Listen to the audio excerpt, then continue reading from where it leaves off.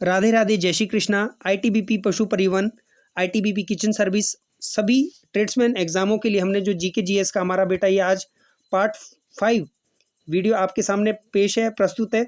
तो चलिए शुरुआत करते हैं अपने पहले क्वेश्चन की। ठीक है, समय को ना गवाए। विदेशी भूमि पर तिरंगा फहराने वाले पहले भारतीय का क्या नाम था? आई होप बेटा आपने, माफ़ी चाहूँगा थोड़ा, जितना भी हमारा पार्ट 1, पार्ट 2, पार्ट 3 है, पार्ट 4 है, बेटा प्लीज़ वॉच कर लेना। आपके एग्ज़ाम के लिए उनमें से इम्पोर्टेंट क्वेश्चन बनने वाले हैं।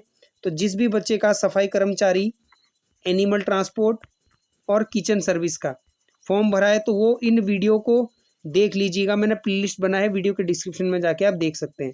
तो चलिए, हमारा पहला प्रश्न था, विदेशी भूमि पर तिरंगा फहराने वाले पहले भारतीय का नाम क्या है? तो आपका जो सही आंसर होने वाला है बेटा, यहाँ पर आपका सही आंसर यहाँ पे सी हो जाएगा, यानी कि मैडम भिकाजी कामा।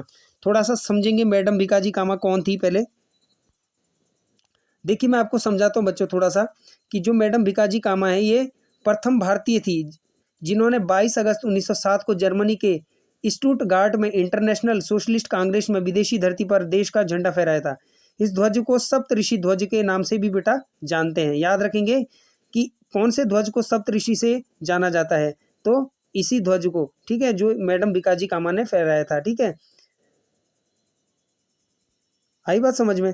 इस ध्वज में बेटा भारत में प्रचलित सभी धर्मों के पवित्र रंग, जैसे आपका केसरिया, पीला, लाल, सफ़ेद, ये सारे रंग इसमें वर्णित है। ठीक है, आगे बात करेंगे हम अपने अगले प्रश्न की। बोलाक आर्ट कर्नाटक राज्य की एक क्या है?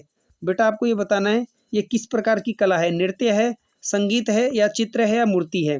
तो सभी बच्चे प्यारा सा आंसर देंगे, सर बोलाक आर्ट कर्नाटक का एक प्रसिद्ध लोक नृत्य है। क्या है बेटा? लोक नृत्य है। जैसे थांगता मार्शल आर्ट है ना, थांगता है ना मणिपुर का, तो वैसे ही बेटा यहाँ का ये क्या बोलते हैं, नृत्य कला है बोलाक आर्ट।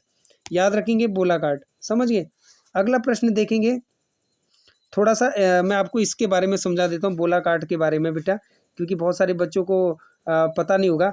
ऐसा माना जाता है बेटा कि जो भगवान विष्णु थे ना, भस्मासुर नामक एक दानव को मारने के लिए जब वो मतलब गए थे, तो मतलब विभिन्न रूपों में उन्होंने जब डांस किया, तो इसमें क्या है, बोलाक आर्ट एक प्रकार का डांस है।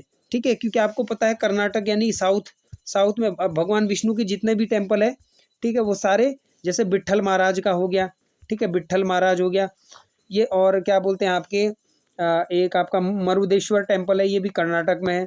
तो नारायण के जितने भी टेम्पल है ज़्यादातर साउथ में है। ठीक है, और आपने अगर वो भस्मासुर देखा होगा, जो भगवान शिव का क्या था, भक्त था, ठीक है ना, वो बहुत ज़्यादा अभिमानी हो गया था कि मेरे को कोई नहीं मार सकता, या जो भी है। नारायण ने चतुराई अपनी कला से क्या किया, मोहिनी अवतार धारण किया और उसका वध किया भस्मासुर का। तो ऐसी ये कथा है रोमांचकारी। मैं बाकी आपको स्पिरिचुअली भी सारी चीज़ें बता सकता हूँ, पर समय का अभाव है हमारे पास। अगला प्रश्न है, शरीर के किस भाग या किस अंग का संबंध सूखा रोग रिकेट से होता है? बेटा रिकेट से आपका हड्डियाँ, सूर्य, विटामिन सी, विटामिन डी, ठीक है, सी, एस्कॉर्बिक एसिड, नींबू खट्टे फल में, है ना, ये चीज़ें याद रखनी है आपको। ठीक है, तो हड्डियों से संबंधित है किसका? रिकेट्स का। ठीक है, आर यू गेटिंग एवरीबडी? ठीक है, 1947 में हैदराबाद का निजाम निम्न में से कौन था? आपको सही आंसर बताना है इसका। तो इसका सही आंसर हो जाएगा मीर उस्मान अली खान। ठीक है, ये क्या था बेटा, ब्रिटिश भारत का सबसे बड़ी रियासत हैदराबाद के अंतिम निजाम शासक थे, जिन्होंने 1911 और 1948 के बीच हैदराबाद रियासत पर शासन किया। ठीक है, तो सही आंसर आपका हो जाएगा क्या इसका, उस्मान अली। ठीक है, तो बढ़ते हैं अपने अगले प्रश्न की ओर। हेलोजन के भारी कक्षा में इलेक्ट्रॉन कितने होते हैं? तो इसका सही आंसर हो जाएगा 7 इलेक्ट्रॉन होते हैं। कौन सी जल में घुलनशील विटामिन है? देखो याद रखना बेटा, जल में विटामिन बी और सी घुली हुई होती है। अब ऑप्शन में देखो क्या लिखा हुआ, विटामिन सी। अब बेटा जो ए और डी और के, ए 4 होती है, ए डी ई के, ये होती है वसा में घुलनशील, ए डी ई के। और बी और सी होती है बेटा किसमें, जल में।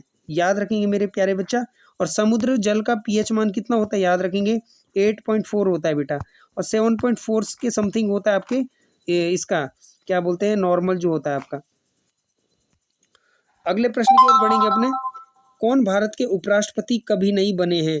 गुलजारी लाल नंदा या वीवी सावरकर, वीवी गिरी, जाकिर हुसैन। जाकिर हुसैन तो सर तबला बजाते हैं। वीडी जलती, ये क्वेश्चन तो आपने पहले इसको हटा दिया यहाँ से, अगर आपने दिमाग लगाया होगा। ठीक है, तो यहाँ पर देखो, कौन भारत के उपराष्ट्रपति कभी नहीं बने। अच्छा, ये मैं तो तबले के सेंस में बोल रहा हूँ ना इसे, लेकिन यही नहीं बने, जाकिर हुसैन नहीं बने, गुलजारी नंदा, वीवी गिरी, ये सब है। ठीक है, बाकी अगला प्रश्न है देखो, 2011 में प्रधानमंत्री मोदी द्वारा भारत के विभिन्न हिस्सों में स्टैच्यू ऑफ यूनिटी को स्थान जोड़ने वाली कितनी ट्रेनें रवाना की गई थी? तो इसका सही आंसर क्या होगा बेटा? इसका सही आंसर आपका 8 ट्रेन। ठीक है ना, 8। अगला प्रश्न देखेंगे, कौन से स्थान की समुद्र तट की तट से सबसे अधिक ऊंचाई है? तो यार आप खुद बताओ, पटना हो नहीं सकता। ठीक है, इसका एक ही आंसर बन रहा है, एक ही आंसर बन रहा है, मैं बताऊंगा इसका सही आंसर क्या है। इसका सही आंसर है रानीखेत। ठीक है, काफी हाइट पे है। बेटा मैं आपसे एक क्वेश्चन और पूछता हूँ, आपसे एक क्वेश्चन ये पूछता हूँ कि मैं झीलों का जिला कौन सा है? झीलों का जिला तो वो नैनीताल है। ठीक है ना, नैनीताल। और अगर राज्य पूछा जाए बेटा तो भोपाल है, याद रखेंगे आप। अगला प्रश्न है, डेमोक्रेट और डिसेंटर्स नामक पुस्तक के लेखक कौन है? तो इसका सही आंसर बताएंगे सभी प्यारे बच्चे, और बहुत ही प्यारा आंसर आता हुआ रामचंद्र गुहा आपका सही आंसर हो जाएगा। काफ़ी इंपॉर्टेंट बुक्स है इनकी, पढ़ के जाना एग्जाम में। ठीक है, भारतीय संविधान का निम्न में से कौन सा अनुच्छेद एक जीएसटी पारित करने वाला? ठीक है, तो जीएसटी के लिए स्थापना से संबंधित है, मतलब अनुच्छेद बताना है आपको बेटा। तो इसका सही आंसर क्या हो जाएगा आपका? अनुच्छेद 279। ठीक है ना, ये हो जाएगा आपका। और सबसे पहले जीएसटी लागू करने वाला राज्य में बात करूँ तो असम है। कौन है बेटा? असम है, याद रखेंगे मेरे प्यारे बच्चे, असम पूछ देता है कभी कभी क्वेश्चन में।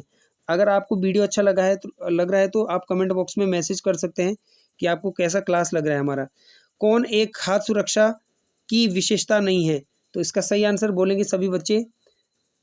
इसका सही आंसर क्या हो जाएगा? स्वक्रियता है। ठीक है, चाइना मैन शब्द क्रिकेट से संबंधित है, आपको पता है। कृष्णदेव राय द्वारा रचित निम्न में से कौन सी पुस्तक है? तो आपको सही आंसर बताना है, इसका क्या होगा बेटा? तो इसका सही आंसर बन जाएगा आपका अमुक्त मल्यदम। ठीक है, अमुक्त मल्यदम। बाकी 45 आपका 45 नंबर का क्वेश्चन क्या है देखेंगे यहाँ पे, थोड़ा क्लियर नहीं दिख रहा है। चलिए नेक्स्ट क्वेश्चन देखते हैं, भारत में राष्ट्रीय बालिका दिवस कब मनाया जाता है? ठीक है, तो आपको सही आंसर बताना है, भारत में राष्ट्रीय बालिका दिवस कब मनाया जाता है? तो इसका सही आंसर हो जाएगा 24 जनवरी। अभिसारी परतों के किनारे के टकराव द्वारा डैश डैश का निर्माण होता है, किसका निर्माण होता है? आपको ये सही आंसर बताना है। तो इसका सही आंसर हो जाएगा पर्वतीय संरचनाओं का। कौन सी बीमारी एक परजीवी के कारण होती है? कौन सी बीमारी एक परजीवी के कारण होती है? देखो मैंने बुक का फोटो खींचा है ताकि आप लोग के लिए मैं डेली क्लास लेके आऊँ ये। ठीक है, डेली 25-25 क्वेश्चन का। तो इसका सही आंसर हो जाएगा आपका मलेरिया। ठीक है, अगला क्वेश्चन देखिए, किसे ग्रही गति के 3 नियम की अवधारणा का श्रेय दिया जाता है? तो जोहानस केपलर को। ठीक है, इनको ये दिया जाता है। आइजैक न्यूटन आपको पता है, और बाकी गैलीलियो।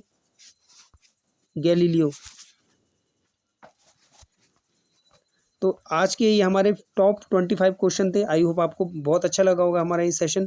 ठीक है, सेशन पसंद आया तो चैनल को सब्सक्राइब करें, बेल आइकन की घंटी को दबाते रहें। ठीक है, वीडियो में यही था बच्चों। राधे राधे, जय श्री कृष्ण।